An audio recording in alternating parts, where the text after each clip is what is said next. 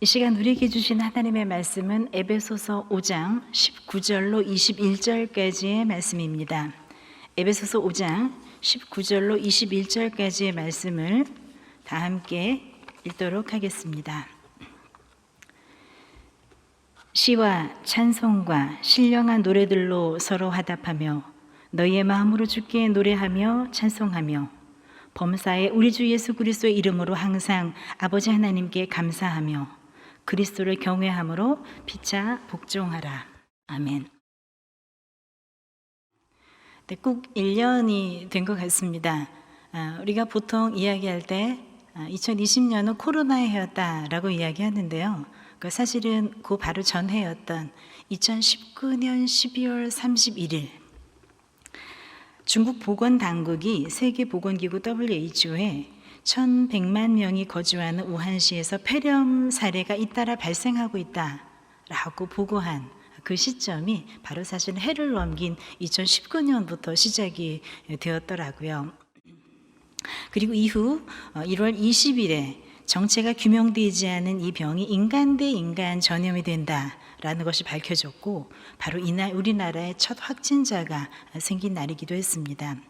그 사이 진행된 일들은 여러분들이 매일매일 보도를 통해서 얻으신 지식대로 정말 지루할 만큼 등폭을 거듭하며 이것이 언제 끝날지 모를 보이지 않는 코로나와의 싸움을 저희가 1년 넘게 하고 있고 지금 2021년이 된 지금 1월 둘째 주의 주일인데도 불구하고 저희가 지금 온라인으로밖에 예배를 드릴 수 없는 상황이 되었습니다.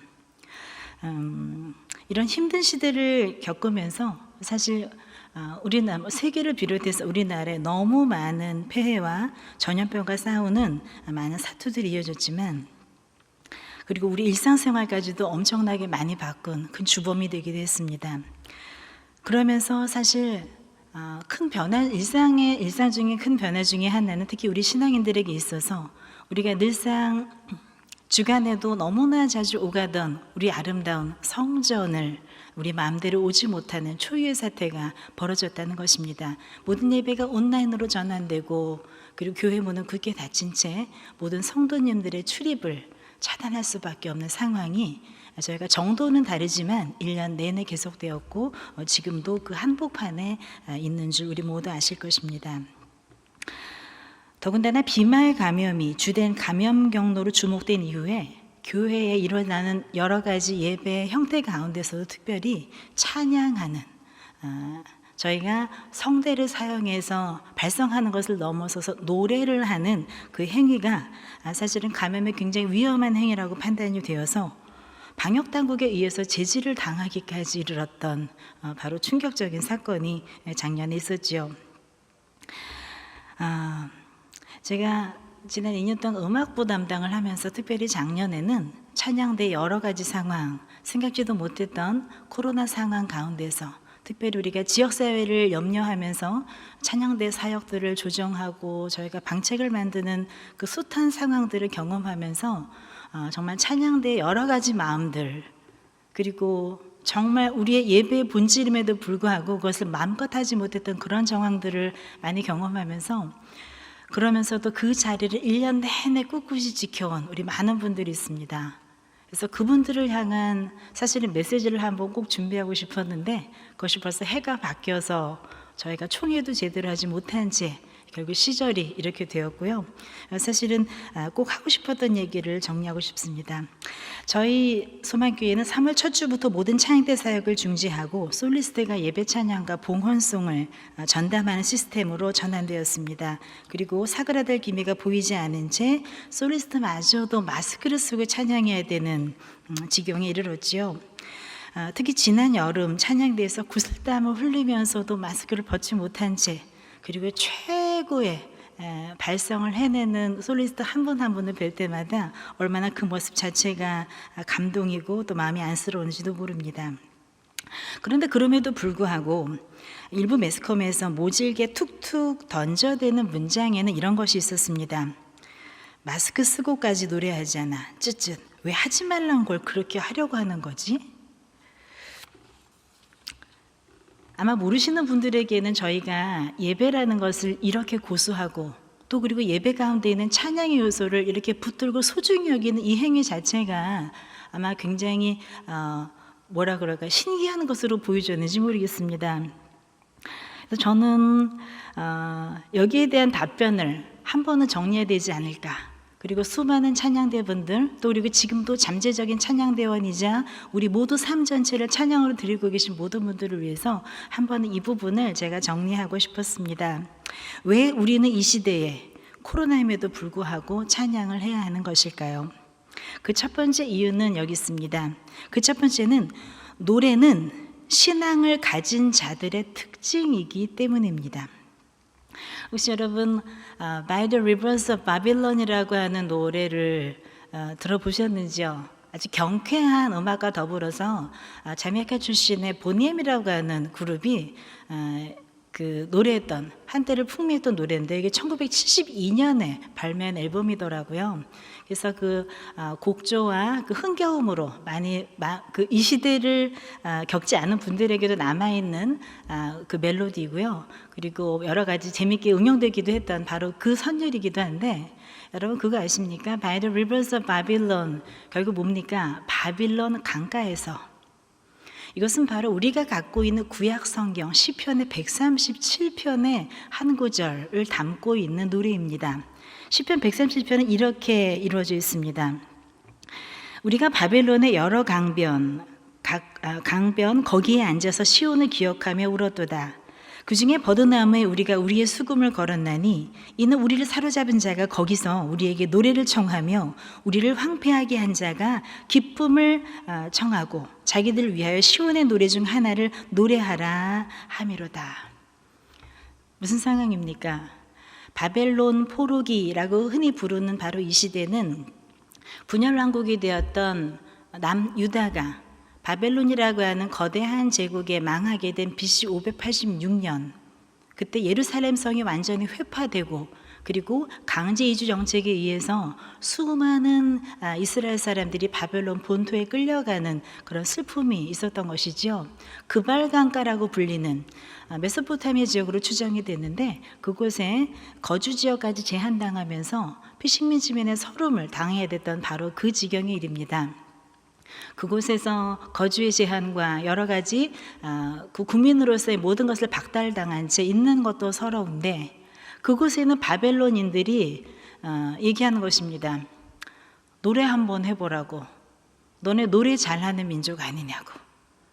버드나무에 걸어둔 수금이라고 하는 것은 이제는 더 이상 아름다운 여호와 하나님 창조자 하나님을 예배할 수 없는 어떻게 보면 상흔같이 남겨진 바로 그 악기의 모양인데 그렇게 된 이스라엘 백성을 향해서 지금 점령자 그리고 이곳에서 소위 힘을 가진 사람들이 너네 노래 잘하는 사람이잖아 노래해봐 라는 요청 그리고 거기에서 굉장한 큰 비애를 느끼면서 이 시편 137편을 쓰여주고 있습니다. 여기서 느껴지는 것은 이스라엘 사람들은 그곳 먼 곳에서 떨어져 생활하는 곳이지만 바벨론이라고 하는 이국 사람들의 눈에 노래하는 사람들 이라고 비쳤던 것입니다. 이스라엘 사람들은 어떤 노래를 했겠습니까? 여호와 하나님, 시편에 나타난 그 많은 찬양들 그리고 수많은 기적들을 경험했을 때 나온 찬송 시들의 흔적을 우리 구약 성경에서 볼 수가 있습니다. 자, 누가 봐도 믿음 있는 사람은 노래하는 사람이다 라고 했다는 것이죠. 지금부터 아주 오래전 크리스천이 로마 정부에 대한 반역자로 간주되어서 사형에 이르던 시대가 있었습니다. 우리가 보통 초대교회, 초기 기독교 공동체라고 하는 시기는 주후 1세기 예수님의 탄생을 33년 어간으로 본다면 그 이후에 예수님의 십자가의 능력과 부활을 믿는 믿음의 공동체가 생겨나던 1세기 근데 그 세기는 정말 로마 황제 정치가 본격화되던 시대이자 자신들의 정치적 이념을 하나로 규합하기 위해서 다른 신을 섬기는 백성들에게 엄청난 박해를 가했던 그 시기이기도 한 것이죠. 그러다 보니까 종교들을 단속했는데요. 특별히 예수라고 하는 인물을 크라이스트, 그리스도, 구약에서 예언된 메시아로 신봉하고 있는 집단을 기독교로 규정하면서 기독교는 미신으로 간주되었습니다. 미신이라고 하는 것은 뭐냐면 정통 종교, 로마 신이 아닌 것을 믿는 사람들을 다 미신으로 간주했고 미신을 반역으로 결국 결정하면서 사형에 준하는 처벌을 하게 된 것이고요. 믿음을 가진 사람들, 기독교인들을 색출하는데 로마 정부는 많은 노력을 기울였었죠. 그러던 중에 지금의 터키 지역입니다. 그 비시니아 지방의 로마 총독이었던 폰투스 지역과 비시니아 지역의 지방 총독이었던 플리니라고 하는 사람이 기독교인 색출 그 과업을 받아서 결국은 그 사람들의 삶을 추적합니다. 그리고 몇 명을 잡아서 신문을 하죠. 그 삶이 어떠한지. 그리고 그 뭐라 그럴까요? 잔당이라고 그럴까요? 그 나머지 사람들 어떻게 체포할 수 있을지 알기 위해서 정보전을 하게 되는데요. 그리고 나서 그 수많은 신문을 겪은 다음에 여러 가지 그 뭐라 그럴까 신기한 마음을 갖습니다. 그리고 자기가 제3자의 눈에서 관찰한 기독교인들의 초기 모습을 그 당시 최고 권력자인 로마 황제 트라이안 황제였는데 트라이안 황제에게 보고하는 보고서가 문헌으로 남아 있습니다. 그래서 이것이 보통 111년에서 112년에 쓰여졌다고 보는데요. 그래서 2세기 초반인데 초기 기독교가 어떠했는지의 모습을 자필이 아닌 제3자의 눈으로 볼 수 있는 객관적 서술이라 그래서 역사적으로 가치 있는 바로 그 구절이 있습니다. 제가 그 구절을 읽어드리겠습니다. 플리니가 총독에게 썼던 서신 묶음집의 10편에 나오는 이야기입니다.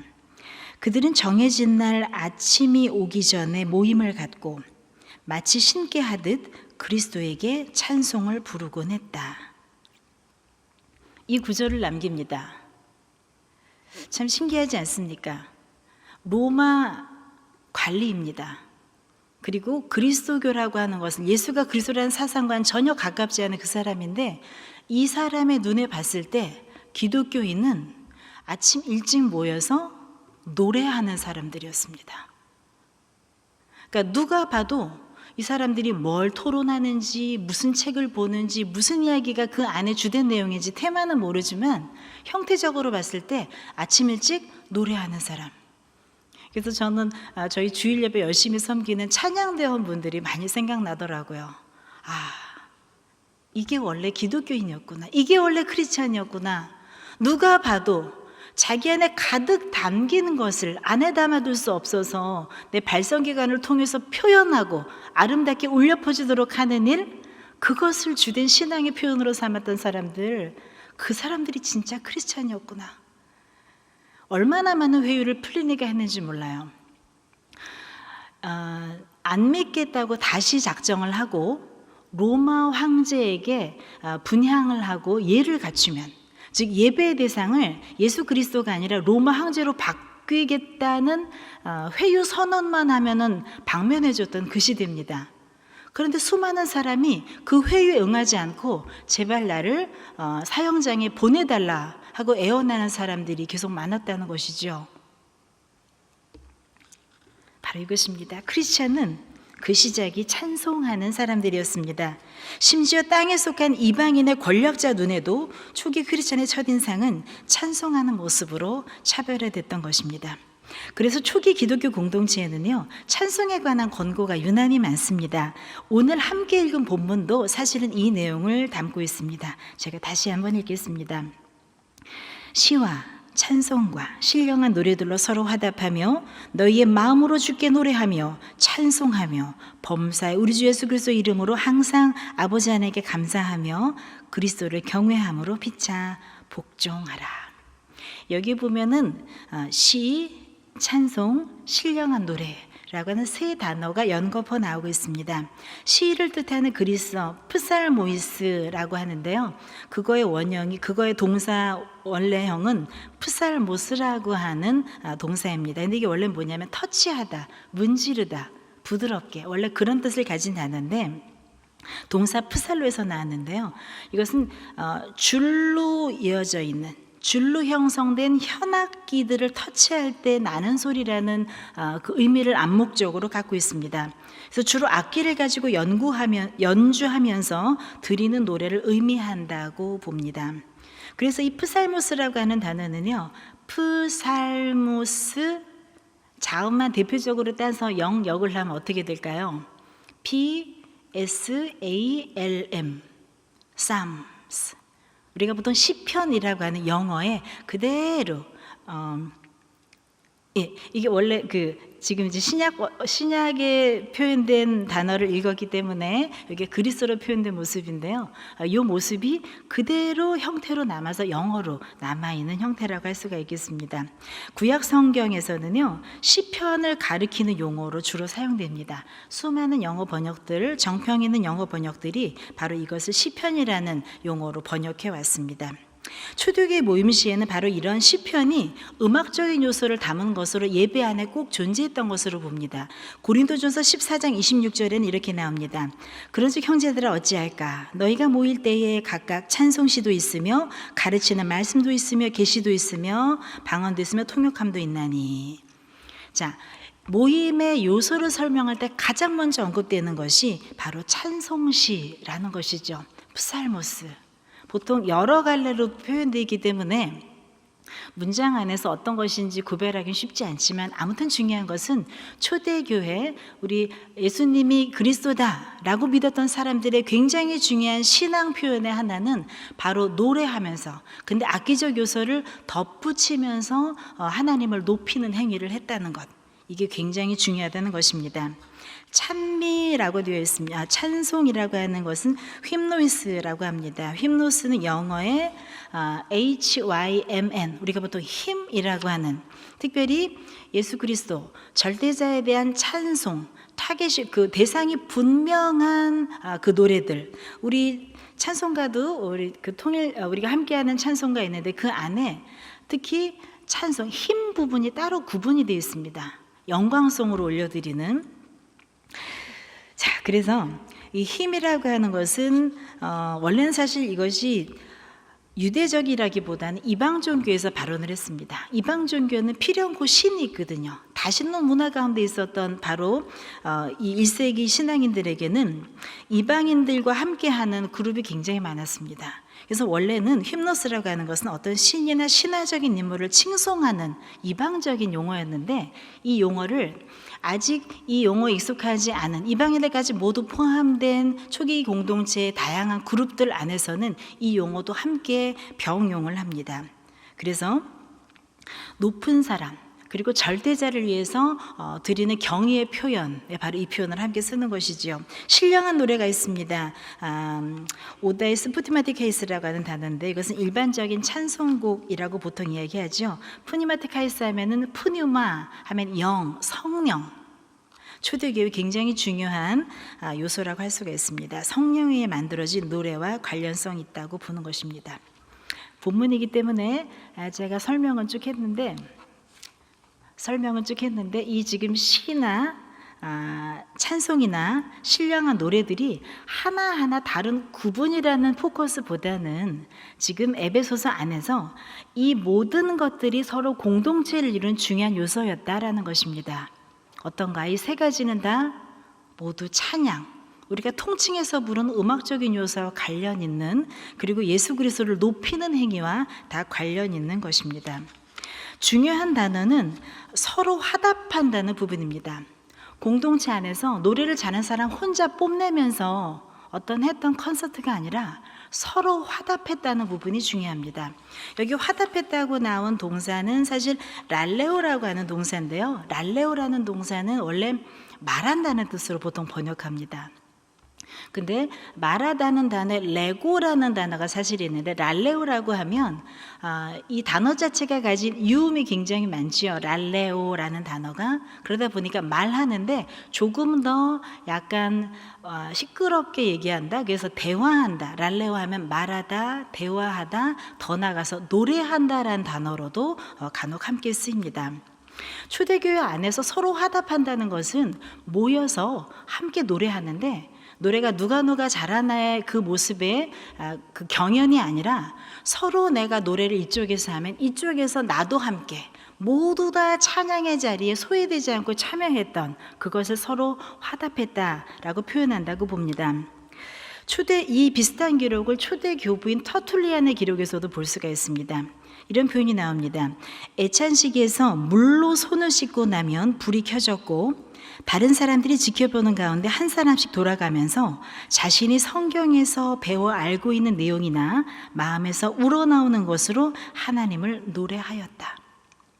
우리가 보통 구역 모임이나 소그룹 모임을 할 때 서로 돌아가면서 쉐어링한다고 그러죠. 나누고 그동안의 묵상들을 함께 간증식으로 저희가 공유하는 저희가 작은 소모임을 많이 하는데, 이 당시에는 자기가 경험한 하나님, 신앙의 모든 것들을 마음에서 우러나오는 것으로 노래나 음료를 가진 것으로 표현하지 않았나 라고 많은 학자들이 추측하고 있습니다. 그리고 이것이 바로 초기 교회가 가졌던 교회와 공동체의 특성이었을 것 같아요. 자, 그랬으면 우리가 지금은 정말 상상하기 힘든 이렇게 멋진 교회와 조명이 없는 그저 가정교회에서 몇 분이 무릎 꿇고 조심조심 숨죽여서 만났던 그 교회에서도 노래를 했다는 것이죠. 음악적 요소가 있어서 아마 지나가다가 모든 분들이 들을 때는 기독교인들이 모였군, 아마 그렇게 느껴지지 않았을까 싶습니다. 이런 흔적들이 사실 바울서신은 굉장히 많이 남아있습니다. 바울서신은 초기 교회에 교회를 세우는 그 선교자이자 교회의 대가였던 바울이 그 교회마다 있던 특징들을 많이 서술하고 있는데, 거기에 우리가 보통 덕살러지라고 하는 그리스도 찬가, 예수 그리스도가 얼마나 훌륭한 분이시고 높은 분이신지를 찬양하는 찬가 형식이 아주 많이 남았습니다. 대표적인 것이 빌립보서 2장에 보면은 우리가 아는 그리스도 찬가라는 형식이 너무나 웅장하게 멋지게 남아 있는데요. 바로 그런 서술들은 하늘에 있는 자들과 땅에 있는 모든 자들, 땅 아래에 있는 모든 자들도 모두 무릎을 꿇고 예수 그리스도를 높이는 행위를 하는 것, 이게 바로 기독교 공동체의 중요한 모습이었다는 것을 알 수가 있습니다. 그 모습을 아마 신앙인으로 느꼈던 어떤 표현일까요? 여러분 잘 아시는 핸델, 그리고 우리 성탄절 때마다 오라토리오로 들려지는 메시아의 할렐루야 합창곡에는 예수 그리스도를 King of Kings라고 표현합니다. 만왕의 왕이시다 라고 표현하지요. 이것은 바로 초기 기독교가 노래하는 공동체이자 노래의 대상, 바로 테마가 예수 그리스도를 가장 지극히 높이는 것이었던 바로 그 내용을 알 수 있는 부분입니다. 노래할 이유 첫 번째, 다시 정리하면은요, 바로 믿는 이들의 표지이기 때문입니다. 초기 기독교가 보여주는 신앙인을 차별화하는 바로 그 행위가 노래에 의했다는 것이 바로 그거 하나였고요. 두 번째는 바로 뭐냐면 찬양이야말로 은혜의 갈망이자 승리의 선언이기 때문입니다. 종교개혁자로 유명한 찌빙글리 아시죠? 이분이 16세기를 살았는데 16세기는 유럽에 흑사병으로 알려진 페스트가 창궐했던 시기입니다. 인구 절반 이상이 무참히 죽어가고 너무나 강력한 전파력 때문에 모든 사람들이 생사이별을 해야 되는 너무나 끔찍했던 그 전염병이었던 것을 우리 역사적으로 알 수가 있습니다. 1519년 8월 찌빙글리가 사는 추리에도 페스트가 번지기 시작합니다. 그리고 찌빙글리는 1519년 9월 초에 페스트에 감염되고 맙니다. 몇 개월을 사경을 헤맵니다. 그런데 감사하게도 1520년에 구사일생으로 살아나게 되죠.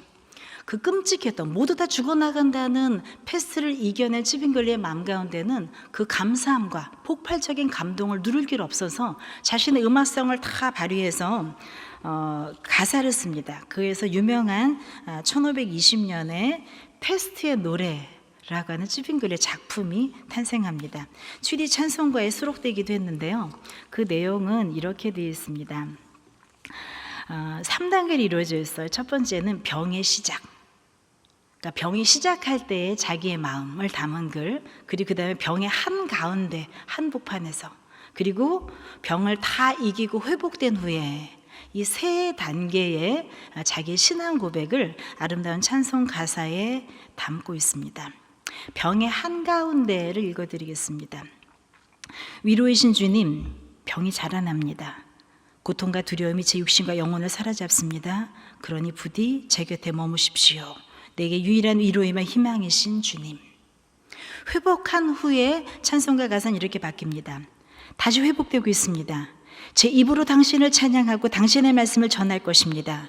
이 세상의 억압과 폭력에 맞서 그 무엇도 두려워하지 않고 하늘의 영광을 바라보며 당신의 도움만을 의지하며 인내합니다. 당신이 계시지 않는다면 저는 아무것도 아닙니다. 이 얘기는 뭐냐면 그 무서운 패스를 이겨내게 하신 분이 바로 주님이십니다. 그리고 그 승리를 가능케 하셨으니 전 앞으로 저를 이기게 하신 주님을 믿고 따르고 찬양하며 이것으로 전적이 주님께 내 삶을 헌신하겠습니다 라는 바람을 담은 개가를 바로 이곳에서 표현하고 있다는 것이죠. 찬양해야 되는 이유 세 번째, 마지막입니다. 찬양해야 하는 이유는요, 노래할 이유는요, 고통을 이기게 해주는 찬양이라는 것입니다. 평생 의료인으로 사셨고 아산병원 그리고 울산대학교 의무부총장을 역임하셨던 이재담 교수님이 은퇴하시면서 그간 연구하셨던 의학사를 3권의 책으로 내셨어요. 근데 그 중에 이상한 의학사라고 해서 에피소드를 모아놓은 책이 있는데 그 중에서 제가 읽은 아주 인상적인 그 글입니다. 최초의 개복 수술에 대한 이야기가 나옵니다. 제인 토드 크로포드라고 하는 한 여인이 있었습니다. 근데 난소 종양을 앓게 되죠. 근데 그 당시는 지금은 어떤 병변이 생기면 외과적인 수술을 통해서 그 부분을 제거하고 이것이 너무나 당연한 일이지만 그것이 도대체 뭔지 몰랐던, 감히 시도할 수 없었던 시대가 바로 이 시대였는데요. 1809년의 일입니다. 1809년 미국에 에프라임 맥도웰이라고 하는 의사가 있었는데요. 이분은 그 당시 선진국이었던 영국에서 유학을 하고 오셨던 분이죠. 그럼에도 불구하고 그 스승들이 얘기했던 거 뭐냐면 개복은 힘들다. 그것은 지금 상황에서 더 상황을 악화할 수 있다 그래서 권하지 않았던 방법이라고 합니다. 그런데 이 과정 가운데 제인 토드 크로포트라는 여인은 수술해달라고 그 먼 길을 와서 이분에게 애원을 하죠. 그리고 결국은 수술을 하겠다고 작정을 합니다. 근데 그 당시 마취제나 다른 것 없이 수술한다는 것은 너무나 무모한 일이었음에도 불구하고 그 당시 수많은 해박한 지식과 또 경험이 있던 에프라임 맥도웰에게는 시도해볼 만한 것이라고 생각해서 사실 준비를 하죠. 그런데 그게 일대 동네 소문이 쫙 나면서 사람들이 모두 다 그 종교적인 이유로 어떻게 사람의 몸에 칼을 대느냐, 이건 살인행위와 같다 그래서 거의 의사를 정말 막 위해하듯이 오면서 이 모든 거칠게 반대를 합니다. 그런데 환자는 너무나 애원을 하고 그래서 결국 묘안하지 않은 것이 뭐냐면 모든 크리스찬들이 교회 가서 예배 드리는 날 성탄절 아침을 수술날로 잡습니다. 그리고 모든 사람이 교회 가 있을 그때에 조용히 집도를 시작합니다. 근데 그 과정에 대한 설명이 너무 리얼해서 제가 조금 읽어드릴게요. 맥도웰은 크리스마스 아침 목사의 설교가 시작되었을 즈음 수술을 시작했다. 환자는 두려움을 이기기 위해 나지막한 목소리로 찬송을 부르기 시작했는데 맥도웰이 환자의 복부에 메스를 대어 절개하고 배 안을 열자 종양에 눌려있던 내장이 쏟아져 나왔고 그 밑으로 커다란 종양이 보였다. 점점점 해서요. 결국 전체 종양의 무게는 거의 10kg이나 되었던 셈이다. 종양을 절단할 때쯤 맥도웰의 집 앞에는 군중이 모여서 소동을 일으키고 있었다. 마지막 부분입니다. 이 즈음 환자의 찬송 소리가 멈추어서 놀란 맥도웰이 자세히 살펴보았더니 다행히 기절을 했을 뿐 호흡은 정상이었다. 세계 최초의 개복 수술은 이렇게 이루어졌습니다. 믿음으로 자기를 이 의사가 날 것이라고 믿었던 한 여인이 마취제도 없는 그 개복 수술을 찬송하면서 이겨냈던 바로 그 이야기가 의학사에 남아있더라고요. 찬송은 고통을 잊게 해주는 찬양이라고 합니다. 사도행전 16장 22절에 보면은 여러분 잘 아시는 대로 빌립보 감옥에 갇힌 바울과 실라가 옥고를 치르면서도 그 안에 갇혀 있는 상황 잘 아시죠? 근데 거기에 보면 상관들이 옷을 찢어 벗기고 매로치라 하여 많이 친 후에 옥에 가두고 간수에게 분부하여 든든히 지키라 하니, 바울과 실라가 갇혀 있을 때의 몸은 그저 여기가 결박된 자유만 제한된 상태가 아니라 흠씬 두들겨 맞고 온몸에 상처가 가득한, 아마 내가 언제 죽을지도 모르는 그 막막한 가운데 놓여져 있는 상황이었습니다. 근데 그 고통 가운데 찬미를 했다는 표현이 나오죠. 저는 아마 자기가 죽어갈 것만 같은 그 아픔 가운데서도 그 아픔을 잊게 해주는, 하지만 이 고통 중에도 날 위해 돌아가신 예수 그리스도의 보혈과 내가 접속할 수 있는, 아마 그 방식으로 찬미를 택하지 않았나 그런 생각이 듭니다. 우리는 보통 찬미 이후에 옥문이 흔들리면서 기적적으로 탈출한 이에게만 포커스가 맞춰져 있는데, 찬미하기 직전에 바로 그 상황이 얼마나 고통스러운 상황이었는지, 정말 거기서 누구도 간호해주지 않고 누구도 드레싱해주지 않는 그 상처를 부여안고 찬미할 수밖에 없었던 바울과 실라의 모습이 마음을 참 아프게 합니다. 더불어서 그 가운데서 고통을 이길 수 있는 유일한 방법은 바로 찬양이었던 것, 이것이 바로 이 시대를 살아가는 우리에게 저는 새로운 의미를 도전하지 않나 그런 생각이 듭니다. 힘드신 순간 참 많으시지 않습니까?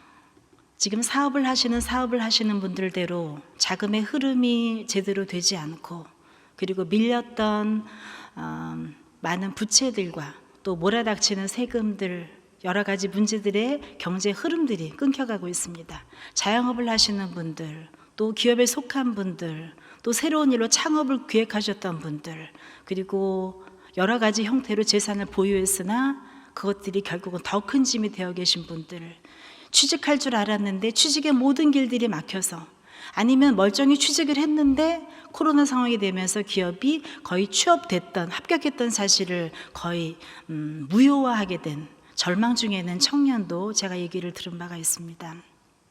그런데 앞으로도 이 팬데믹의 흐름이 언제 끝날지 모르는, 언제 이것이 익스파이어 될지 모르는 답답한 날을 하루하루 산다는 것처럼 우리를 힘들게 하는 것은 없는 것 같습니다.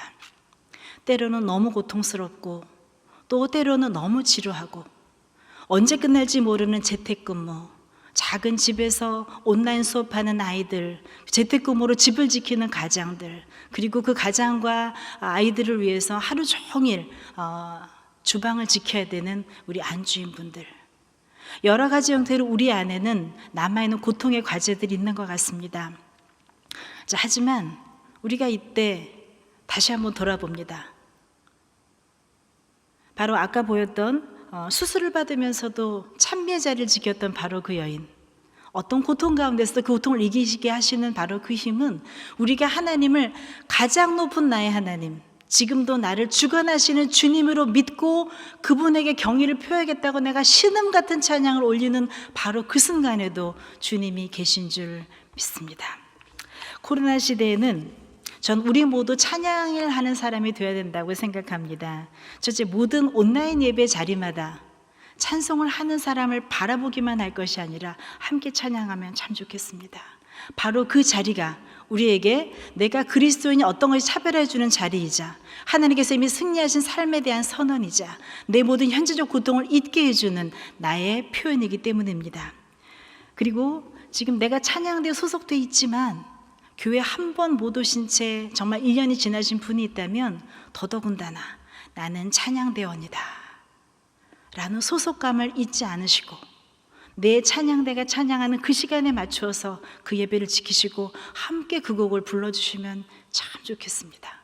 그리고 어떤 자리에 있든지 찬양의 기회가 내게 온다면 내가 한 마음이 되어서 그 찬양대 일원으로 찬송의 삶을 살아내는 우리 모두가 되면 참 좋겠습니다.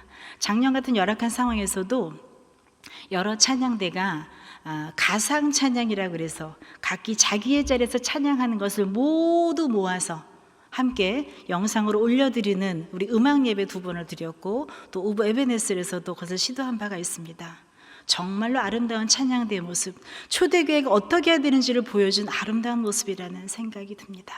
그게 바로 찬양하는 사람이고, 그것이 바로 초대 기독교만큼의 기독교를 향한 따가운 시선이 있는 이 시대를 살아가는 바로 우리의 모습이 아닐까 싶습니다. 찬양대원이 아니셔도 괜찮습니다. 내가 주님의 사람으로, 주님의 백성으로 부름받은 이상 나는 찬송의 삶을 사는 것으로 규정되어 있습니다. 이사야 43장 21절에 보면 이 백성은 내가 나를 위해 지었나니 나의 찬송을 부르게 하려 함이라 라고 이야기합니다. 하나님께서 우리를 왜 이렇게 지으셨습니까? 왜 우리 존재를 이 땅에 두셨습니까?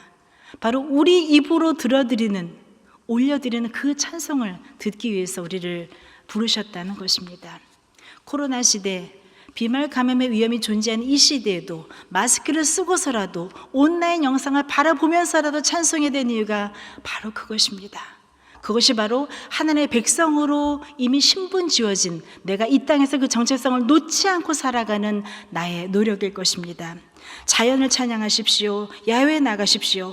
혼자도 찬양하십시오. 악기로도 찬양하십시오. 감상하고 묵상하십시오. 이 모든 것이 바로 내가 이 땅에 사는 이유, 그리고 내가 하나님으로부터 힘을 열렬히 공급받는 유일한 선인 줄 믿습니다. 오래된 노래가 있습니다. 하늘 문이 열리면 노래할 이유 있네. 놀라운 일 그곳에 있으리 노래할 이유 있네. 그의 곁에 있으면 노래할 이유 있네. 밤낮으로 노래 부르리 노래할 이유 있네. 온종일 즐거운 노래를 노래할 이유 있네. 아주 오래된 찬송이지만 저는 오늘 읽은 본문의 말씀 에베소서 5장 19절에 나오는 서로 화답하며에 해당하는 너무 좋은 찬양이라는 생각이 듭니다. 한쪽에서 하늘문이 열리면 하고 부르면 이쪽에서 노래할 이유 있네만 계속 불러주는 한 팀이서 마치 돌림노래처럼 계속 불렀던 생각이 납니다. 교회는 서로 화답하며 시와 찬송과 신령한 노래를 부르는 곳입니다. 코로나 시대가 되어서 모든 물리적 환경이 제한됐다고 해서 그것이 스탑하는 것은 아닙니다. 지금도 내 자리에서 하나님께 주시는 그 영감을 붙들고 내 자리에 내가 찬송하는 사람의 정체성을 놓지 않고 나아가는 나의 삶을 결단할 때 이 고통의 시기가 언제 올지라도 언제 끝날지라도 상관없이 나는 이 땅에 하나님께서 내게 주신 사명을 잊지 않고 나아가는, 그리고 내 모든 고통도 두려워하지 않고 뚫고 나아가는 바로 그런 사람으로 넉넉히 설 수 있을 것입니다. 찬양하는 삶, 찬양 가운데 하나님의 능력을 전수받으시는 우리 모두의 삶을 기원합니다. 기도하겠습니다. 사랑의 하나님, 감사합니다. 찬송할 입술 주시니 감사합니다. 우리가 신선한 산소를 마시며 호흡할 수 있었던 것, 마음껏 큰 소리로 노래할 수 있었던 것이 얼마나 감사한 것인지 다시 한번 깨닫습니다. 다시 기회를 주시면 저희가 정말 전력을 다하여 열심히 온몸으로 찬송하겠습니다. 하지만 지금 이 상황이 제한된 지금 이 순간도 굴하지 않고 저희 자리에서 열심히 찬양하겠습니다. 어떤 자리를 주시든 찬양하는 사람으로 살겠습니다. 만유의 주제이시고 세상에 가장 높으신 주님을 늘 찬양하는 찬가를 부르는 삶으로 살겠습니다. 찬송의 능력 우리에게 임하여서 악신 가운데 고통받았던 사울마저도 다윗의 음악을 듣고 찬송을 듣고 회복되었던 바로 그 기적이 우리 삶에 일어나게 하여 주옵소서. 마음껏 올려드리는 하늘의 찬송, 요한계시록에 올려드리는 정말 수많은 천상의 찬양 같은 아름다운 멜로디가 이 땅에 곧 임할 것을 믿습니다. 그 자리에 이르기까지 찬양하는 삶, 기독교인의 삶, 믿는 사람의 표지를 지켜내는 우리 모두 되게 하여 주옵소서. 모든 것 감사드리며 살아계신 예수님의 이름으로 기도하옵나이다. 아멘.